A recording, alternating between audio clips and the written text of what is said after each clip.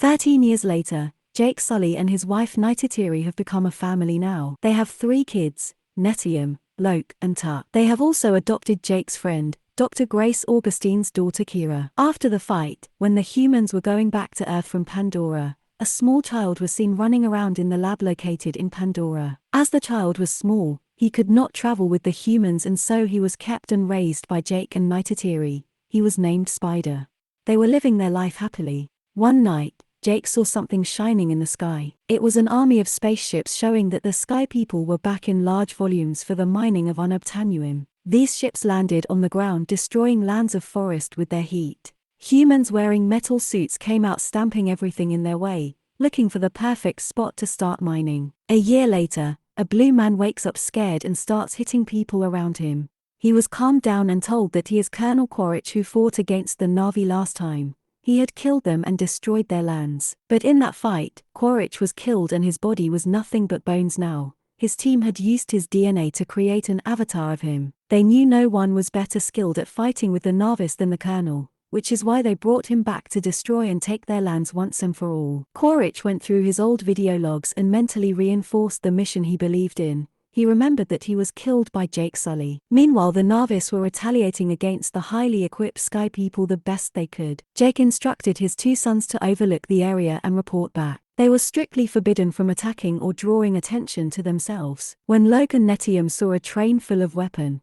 they attacked it and started checking out the different arms. During this, a spaceship surrounded them. They were saved by their father, who was furious at his sons for compromising their safety. Jake knew the humans were brutal and ruthless. He did not want his family getting harmed. Over at the base, where the Sky People were settled, Quaritch met General Ardmore. They took a walk, looking at all the developments she had led in such a short time. Ardmore explained that the mission now was not just to obtain the unobtainium. It was to build a colony for humans in the Pandora, and Earth was dying. She informed that Jake had set up his base in the Hallelujah Mountains. It was impossible to siege that area. They were faced with a strong fight and had to draw back every time they went there. She wanted to send Quaritch. Being a Na'vi himself, he would not trigger the immune system and would be able to enter their base easily. They went into the forest, in the area where Quaritch was killed. At the same time, Jake's children were in the same area too. They informed their dad about the new avatars they saw who were not on their side. Jake told them to get out of there immediately. Before they could, Quaritch got a hold of them, except Spider. All of them managed to escape. After looking at the old tapes from his destroyed armor, Quaritch had come to know that Spider was in fact his biological son. He was taken to base where General was torturing him for answers. He stopped her and offered to obtain answers from him in some other way. He took Spider to a room and explained that as he was his son, he knew that Spider would be loyal to his clan. Quaritch did not care for others. He said that he only wanted to kill Jake to take his revenge. If Spider did not help him, all the Na'vi living in Pandora would be killed, he warned. Jake knew that Quaritch would not stop until he got him. He was afraid that this would cause even more destruction and kill innocent Na'vis. To protect his clan, he decided to transfer his title and leave with his family for good. They fly to the Metkayina, a Na'vi tribe that lived in and near the ocean shores of Awatulu. Their chief, Tonowari, met Jake and inquired as to why he was there. Jake asked for refuge for him and his family from the Sky People that were overtaking their forests. The chief's wife Ronald was not in support of this. If they were given refuge, the Sky People would follow them to their homes and destroy their lives.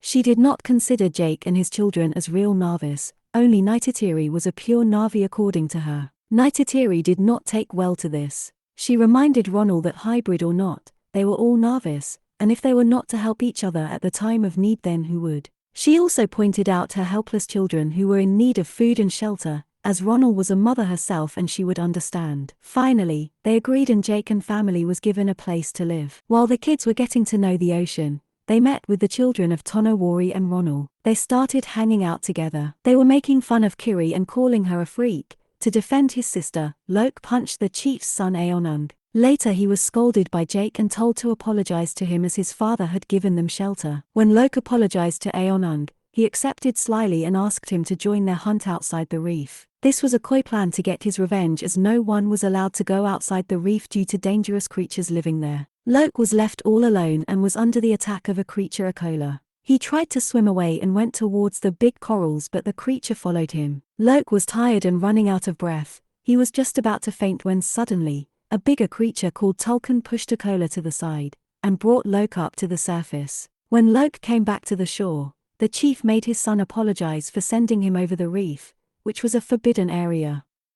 Loke used this as an opportunity and said that it was his fault, and that he insisted to go beyond the border. Later, he told everyone about his encounter with the Tulkun. He described his body, that is when the chief's daughter told him about Pyakon, who was a Tulkun that had gone rogue and was extremely dangerous. Loke did not believe her and said that he was friendly and had saved his life. On the other hand, colonizer Quaritch was on going around different islands looking for Jake. None of them knew about Jake settling near the shore, and they told him the same too. They were torturing the innocent novice. Spider could no longer see innocents getting punished. He begged his father to stop as they did not know anything. This had no effect on Quaritch. They mercilessly burned their houses and weapons before moving on to the next island. Loke was with Pyakon, who helped him understand why he was exiled. He connected his braid and saw that Pyakon's mother was left to die. He came back and informed his friends about this, who later on confronted their father, the chief. He gathered the kids and reminded them not to have a soft spot for Pyakon as he had killed his own kind and gone against orders. They considered the Tulkuns like their family, so this was a very serious historical event for all of them. Loke corrected him. He said that Pyakon was just trying to defend his mother. They did not know the whole picture. The chief was also surprised how a Na'vi from the forests connected with a Tulkun. On the other hand, Sky People were on a rampage and had other scientists with them who were on their own mission to hunt the Tulkuns. They had their own motives. Tulkun brains have an elixir that will stop human aging completely. They are complex and emotional animals with high intelligence. Just one small tube extracted would sell for $80 million. After extracting a tube full, they decided to sink the Tulkun and pack up. Quaritch stopped them. He wanted to leave evidence behind, showing that it was them who had killed it. Ronald discovered the Tulkun that was killed. She was furious and devastated. They knew that Sky People were targeting the islands near them now. The Tulkuns were under attack and they decided to prepare for war to protect their brothers and sisters. Jake warned them. He knew the Sky People better than them. This was only the beginning. He asked them to send their Tulkuns away as they would come back for more blood. The enemy was onto them now. Loke knew Pyakon was alone and he went after him to save him. His friends followed.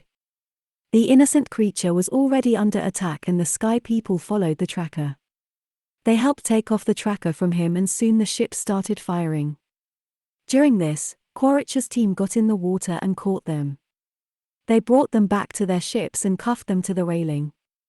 When Jake and others arrive, Quaritch warned him not to come with the army he had brought, or otherwise he would kill his son.